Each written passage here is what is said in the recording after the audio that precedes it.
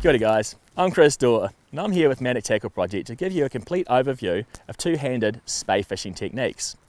Throughout the series, we're going to discuss the rods, the reels, the heads and how to choose them, how to choose a running line, sink tips and how to rig them. We're going to discuss specific river left and river right casting techniques, mending and how to identify good spey casting in swinging water. Now let's get into the fun stuff.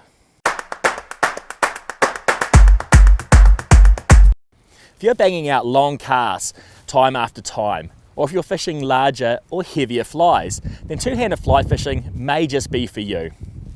If you're elderly or maybe have an injury, or if you're just looking for a cool, fun new way to fish, then why not give two-handed fly fishing a go?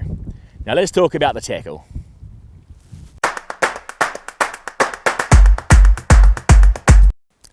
Okay, before we get into the nitty-gritty of our Skagit setup, basically our focus is to try and get our fly in front of that fish. And sometimes your traditional, lighter single-hand setups are just not capable of doing that. A Skagit head is generally a short, heavy head designed to move mass, such as the heavier sink tips we require. It is a shooting head, which means it's towing a thinner running line, designed specifically for casting distance. To facilitate this distance, we use a longer effective lever, such as a longer rod, which can be too cumbersome and awkward to cast just with a single hand. Now let's look at those rods.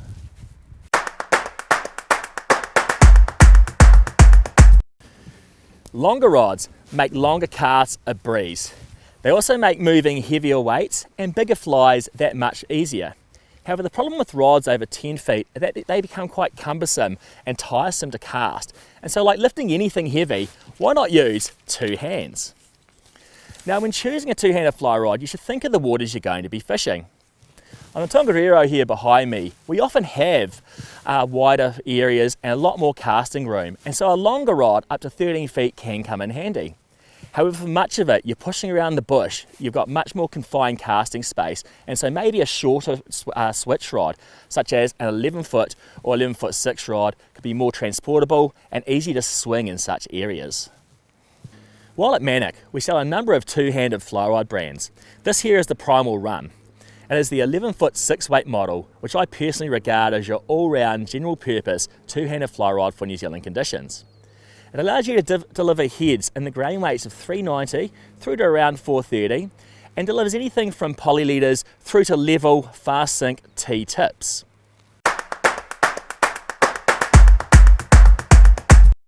When choosing your Skagit head, it pays to be mindful of the rods and the areas you're going to be fishing. Our go-to for modern day shorter switch rods is the Airflow Skagit Scout. Very short and compact and heavy, it's designed to turn over anything you may need from rods from a 10 foot through to maybe 11-foot 6. For longer rods from 11-foot 6 and up, we use the Generation 2 compact Skagit head. Between 22 to 24 feet in length, this allows you to form a deeper D loop for moving super heavy weight and also is not too short for loading 13-foot rods. It's also a good option if you're an extra tool angler with longer arms. Sometimes you want a bit of a crossover between Scandi and Skagit, more presentation than a heavy Skagit head will afford, something that flies truer in the wind and can deliver slightly heavier tips and flies than your Scandinavian head. And this is where the Rage Compact comes into play. It's a fantastic line for swinging on smoother tail outs, calmer pools such as the one you see behind me, and on smaller river systems where the trout may be a bit more flighty. It's also my go-to for summertime flows, as well as lower winter flows where there's more pressure. And finally, the new kid on the block in our Airflow range is the Airflow Switch Streamer. Now this is quite cool because it's an integrated Skagit head. You've got all the benefits of a Skagit on the front, but you don't need an alternative running line, it is joined. It's great for stripping the fly all the way to your feet, such as when fishing estuaries and lower reaches of river, or when fishing shorter, smaller braids, where you might not need that much line outside of your rod tip.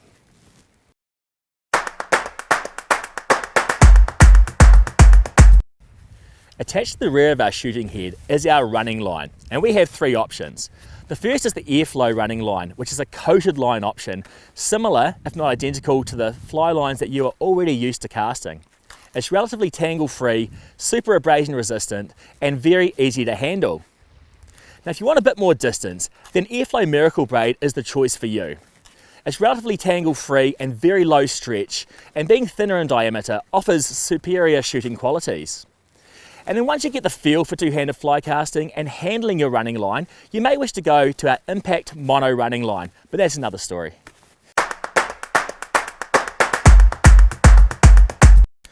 Now at the front of our head, we attach our sink tip, and we have three options here at Manic. The first is our salmon steelhead 10-foot or 14-foot poly leader, which is perfect for turning over woolly bugger-sized flies in shallower water.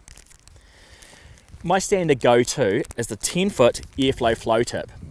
Now this is an integrated tip with 2.5 foot of intermediate line at the rear to help smooth out the cast and 7.5 foot of level, fast sinking T material. It is available from T7 through to T18, which goes from a slower sink to super fast, hold on to your socks sink. Now, once you get more advanced, you may wish to customize your tips to your specific rivers and specific locations.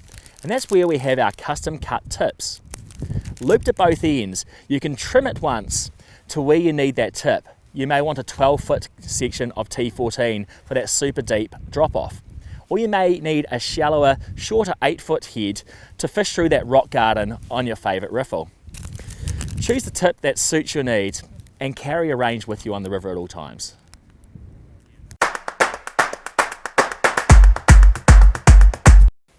Between your sink tip and your fly, you require a leader, and this is very simple.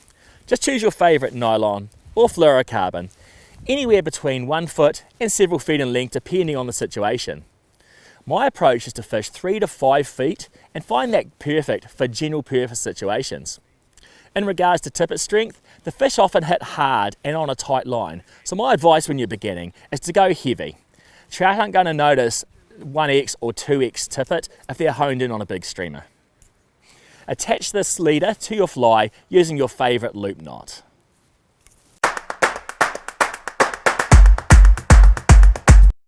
Now we're not going to talk too much about flies because that is your personal choice for the rivers that you know best.